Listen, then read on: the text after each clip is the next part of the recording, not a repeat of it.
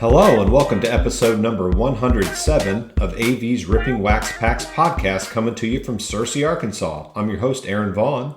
This is the show where we rip open a wax pack every week and discuss that year and brand of card along with the players in the pack that we open. Along the way, we'll shout out some of your comments as listeners, discuss nostalgic stories about cards or players that come to mind, and spread the pure joy that comes with ripping open wax packs. Also, we'll have a weekly segment called Curt Facts, where my brother Curtis researches some players from the previous episode and shares those interesting facts on with y'all. You can find us on Apple Podcasts, Spotify, iHeartRadio, TuneIn, Google Podcasts, and most podcast platforms. New episodes drop every Thursday. Our Twitter handle is @RippingWaxPacks. Our email is rippingwaxpacks@gmail.com. Our Facebook page is Ripping Wax Packs. And on YouTube, just type in AV's Ripping Wax Packs to see the part of the podcast where we rip open the pack from the podcast. We're always looking to promote veterans charities, so please contact us through any one of the outlets I just mentioned, and we'd be happy to discuss a partnership to help veterans and their families in any way that we can, or just help you know the best way to help them out. Also, please give a listen to our sister podcast, CVs Tend to Check Out. It's a music podcast produced by Curtis and me that comes out once a month, sharing the joy of music and hoping to help listeners discover unfamiliar bands or songs they might want to look further into. Check it out right after you listen to this podcast and like, review, subscribe, and all that good stuff. Remember, for both podcasts, if you like, comment, subscribe, review, any of that stuff, you'll get your name put into a drawing for free prizes each episode. For AV's Ripping Wax Packs podcast, you'll receive cards from the podcast and free wax packs. For CVs Tend to Check Out, you'll receive some kind of prize that has to do with music. So join in on the fun. Also, something new is if you want any of your wax packs that you have or any ideas you have for something for AV's Ripping Wax Packs, if you want to send to my address, 149 Emerald Lake Drive in Searcy, Arkansas, 72143, we would open whatever packs you want opened on air. Hopefully it's something that we haven't done an episode on, but feel free to send those to us and we'll rip them on air, and we'll say your name if you want us to, and get your name out there if you want it. We'd appreciate that. Today we will be discussing 1993 Upper Deck. There's a couple series in this set, and we have a series 2-pack, so we'll be opening that in a little bit after we talk about it. So a little bit about the description of 1993 Upper Deck, and we'll get to Curt Facts in a little bit, but we're going to do the description first today. 1993 Upper Deck is an 840 card set, huge set, released in 2 series of 420 cards. Considered by many to be Upper Deck's best design set ever, it was also the largest Upper Deck set to date, a title it would hold until 2006. Special subsets featured include Star Rookies, Community Heroes, and American League Teammates, Top Prospects Inside the Numbers, and National League Team Stars, Award Winners, and Diamond Debuts. Derek Jeter is the only notable rookie card in this set, and I was looking through it. That was about the only one that I saw that I would really want to collect. There are a lot of Hall of Famers still. We're always looking for those, and we just love busting open packs. But we actually do have a Series 2-pack, so we could get a Jeter rookie. It's in the second series, I believe. The hobby retail wax distribution was 36 packs per box, 15 cards per pack. Hobby retail jumbo, 20 packs per box, 27 cards per pack, and there were factory sets also. They did have some different inserts, and it gives you the ratios online. You could see those. They have base cards, obviously, SP5, Willie Mays Baseball Heroes, Triple Crown Contenders, Then and Now Cards, Home Run Heroes, the Walter Luce Collection. That was Series 1. Then there's some Reggie Jackson's Clutch Performers in Series 2, SP6, Future Heroes, On Deck, Then and Nows. So all types of inserts in this one. We're getting closer to the era of those inserts, but this was towards the beginning of that. This was 1993. So we're going to try to find a Jeter rookie, but we just love to open these packs. So check it out on YouTube, and we will let you know when we're going to get there. But first, before we bust open the pack, we're going to go ahead and send it over to Curtis, and he's going to tell us all about his Curt Facts for the week. Take it away, Curtis. All right, it's time for another exciting edition of Curt Facts. This is from episode 106, the 1991 Topps pack that was ripped for episode 106. The throwback player this week is Don Drysdale. He was a right-handed pitcher who played for the Los Angeles/Brooklyn Dodgers for his entire career from 1956 to 1961. He teamed with Sandy Koufax to form one of the most dominant pitching duos in Major League history. He holds the Major League record with 6 consecutive complete game shutouts, going 58 and 2/3 innings without giving up a run. Nicknamed Big D for his 6'5" frame, he was known for throwing inside and even at hitters to move them off the plate, and also threw sidearms sometimes to keep hitters off balance. His 154 hit batsman is 20th all time. A 9-time All-Star, 3-time World Series champion who was inducted into the Hall of Fame in 1984, he compiled career stats of 209 wins, which is 101st all-time, 166 losses, a 2.95 ERA, and 2,486 strikeouts, which is 41st all-time. He even hit 29 homers in his career, which is 6th all-time for pitchers, often being used as a pinch hitter, and in 1965 he batted .300 and hit 7 homers for the season. In 1962 he won the Cy Young Award by leading the league with 25 wins and striking out 251 batters.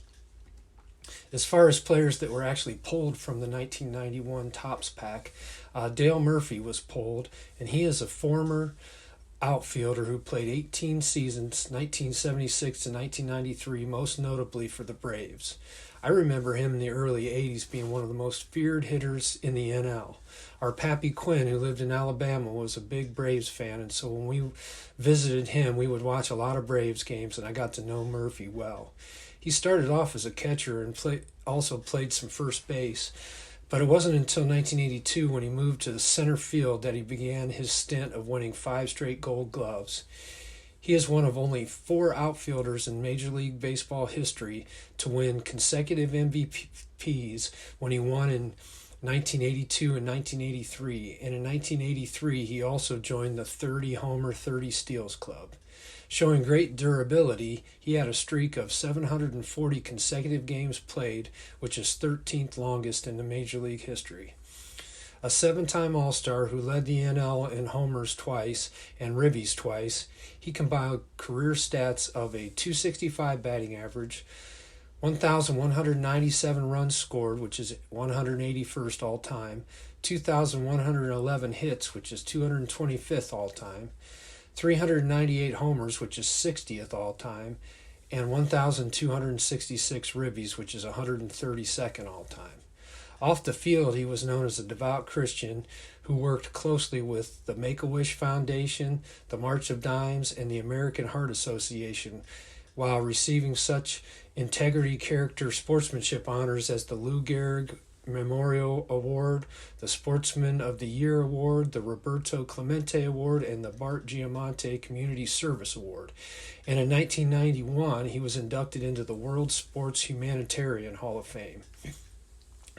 As Aaron had mentioned that he thought he might be in the Hall of Fame, he is not in the Hall of Fame, but many believe he should be. But because he got a late start to his greatness, he had 5 seasons of mediocrity before finally coming into his own, and then he had a quick and major decline. By 1990, he saw a deep drop in his hitting stats. Some say only having 9 to 10 truly great years is not long enough to be a Hall of Famer. Some also say that because his numbers came right before the stat explosion of the steroid era, he has somewhat been forgotten. It is sad to me that a player known for his clean living and great character and integrity, along with 10 straight years of tremendous hitting and defensive stats, is not considered by the writers to be Hall of Fame worthy, while the Hall is full of players that were known for being terrible human beings off the field. But that's just my opinion. Gary Sheffield was also pulled, and he's a former outfielder who played in the majors from 1988 to 2009 with the Brewers, Padres, Marlins, Dodgers, Braves, Yankees, Tigers, and Mets. He is the only player in Major League history to record 100 ribbies seasons for 5 different teams. Despite being a big power hitter, He only topped 80 strikeouts twice in 22 seasons. He even stole 20 bases and hit 20 homers as a 38-year-old, showing his tremendous athleticism. A 9-time All-Star who won a World Series championship with the Marlins in 1997, he compiled career stats of a .292 batting average, 1,636 runs scored, which is 38th all-time, 2,689 hits, which is 70th all-time, 467 doubles, which is 94th all-time, 509 homers, which is 26th all-time, and 1,676 ribbies, which is 30th all-time. Unfortunately, he was known as a difficult player to get along with, who had many run-ins with the law and seemed to care more about getting paid than being a good teammate. And so he has not gotten much support for the Hall of Fame, even with these tremendous stats. He also was named in the Mitchell Report for possible steroid use. Also, Benito Santiago was pulled, and I had already done a bit on him, so I just wanted to respond to Aaron's comments about me and Benito looking alike. I think this probably had more to do with my cheesy mustache that I wore in the late 80s that Santiago also had, and the fact that I had a mullet haircut and long curly hair in the back that was much like Santiago's. Santiago did have some solid years, hitting 217 career homers and driving in 920 ribbies while being known as an outstanding defensive catcher, winning 3 Gold Gloves as a catcher. And finally, Pat Borders was pulled, and Aaron had mentioned that he thought he had some claim to fame in the World Series, and that's correct. He's a former catcher who compiled career stats of .253 batting average with 69 homers and 346 ribbies in his 17-year career. But his claim to fame, as Aaron had mentioned, is that he won the World Series MVP in 1992 when he hit .450, leading the Blue Jays to the World Series win. He is also one of only 5 players to have won a World Series and an Olympic gold medal. So that's it for now. We'll talk to you next time. All right, Curt. Thanks for those amazing Curt Facts. We always appreciate that. Everybody loves you, Curtis. And now we're going to go over and bust our 1993 Upper Deck Series 2 pack on YouTube. So go over to YouTube while you listen. Here's our 1993 Upper Deck pack. I'm going to go ahead and bust it open. It's blue. It's a Series 2. Got some orange, I don't know. It looks like yellow and green with the Upper Deck symbol in the middle. It says 1993 Major League Baseball League Hobby Only. 1993 Upper Deck Series 2. 15 baseball cards per pack. Each card is holographically enhanced. Look for special inserts. There's different inserts written on there. I'm going to open that up. These are made pretty well. It doesn't seem like they're stuck together too badly, so that's good. All right, so here's our first card.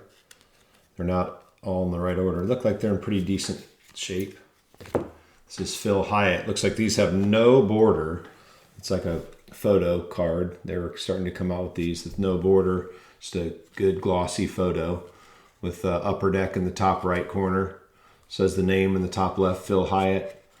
Then it has, looks like it has, this is an inside the numbers. This is an insert card right away. It looks like it's not a base card. It's Peter Gammon's inside the numbers. So he talks about, he was a sports talk guy on ESPN, I believe. I believe he worked for ESPN. Anyways, I think he passed away. He's on the back, Peter Gammon. So talks a little bit about Phil Hyatt, and that's Peter Gammon's talking about. So that's a pretty cool insert card. And another insert card right away. Look at that, top prospect. And that would be a good rookie. I think his is 92 though, but I could be wrong. Manny Ramirez, one of the best right-handed hitters I've ever seen. That dude could hit. Wasn't a great outfielder, but he could hit. Top prospect. So this one says top prospects in the bottom corner. Right-hand corner there. Excuse me. Yeah, that's a pretty sweet card, but it looks like it's an insert. It's a top prospect. I guess that's not an insert. It's a part of the base set. It's a top. He's like I guess it's a rookie card for him. I'd have to look that up. I know he has some 92 cards, so he might have a 92 Upper Deck. I'm not sure. I'd have to look. Or Curtis can tell us. Man, Manny'd be a good one to do Curt Facts on if we haven't. Carlos Delgado, another top prospect. You see in the corner, it says top prospect. Cool. It means it's kind of like a young guy. All right, here's a regular. And those didn't have borders. Sorry, I interrupted myself there. These have a border. So these are the base cards. This is Jeff Blauser. And it shows his name at the bottom, the name of the team, and his position that he played there. Upper Deck at the top, and they have a white border. Just a picture, and then another nice picture of him on the back. Looks like he cracked his bat on that one. Wow, look at that, cracked. And looks like it has all their years of service. And a little hologram down the corner. They're holographically enhanced, so you can't tamper with them, I guess. Brent Maine, sideways card, but it's pretty cool. Jose Lind. Looks like those. Oh, we do have two that are kind of stuck together, and they're two guys that aren't great, so it's no big deal. But I still don't like that when we do that. It's got a Kurt Gibson with it. Jose Lind card. Got Felix El Gato, the cat Fermin. We got Paul Wagner. We have Eric Plunk. We called him Eric Kerplunk when he gave up bombs for the tribe. Monty Ferris. Jeff Gardner.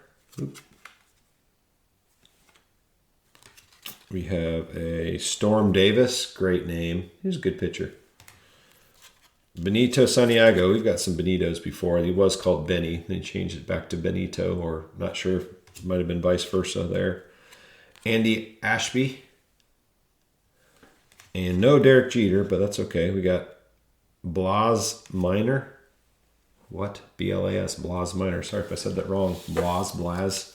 So there's our 1993 pack. We did get a Manny Ramirez top prospects card. That was pretty cool. Carlos Delgado as well, but Manny had a great career. Wow, that guy could hit. So that was our pack. Our winner for the cards this week, you get some of these cards and you'll get some free wax packs. Episode 107, Darren Martin. I think he had a couple comments on our YouTube here. And thanks for the comments, Darren. Appreciate it. Your name got pulled. That's awesome. So keep tuning in. Appreciate that. Make sure everybody puts in their likes and subscribes and all that stuff so you can get in on the drawing there. And we're going to go and finish up the podcast. Thanks for watching. All right. Thanks for tuning in. Remember, you can contact us in the following ways. Our Twitter handle is @RippingWaxPacks. Our email is rippingwaxpacks@gmail.com. And our Facebook page is Ripping Wax Packs. And on YouTube, just type in AV's Ripping Wax Packs to see the part of the podcast where we rip open the pack from the podcast. And remember to check out our other podcasts. CVs Tend to Check Out, a music podcast that comes out once a month, made by Curtis and me. We are always looking to promote veterans charities, so contact us to learn more about donating to veterans and their families. Thanks always to Curtis for research and for the Curt Facts segment. Thanks, brother. Love you. This has been AV's Ripping Wax Packs podcast. This is Aaron Vaughn thanking you for tuning in. Have fun, be safe, love one another, and always keep God first in your life. Have a good one.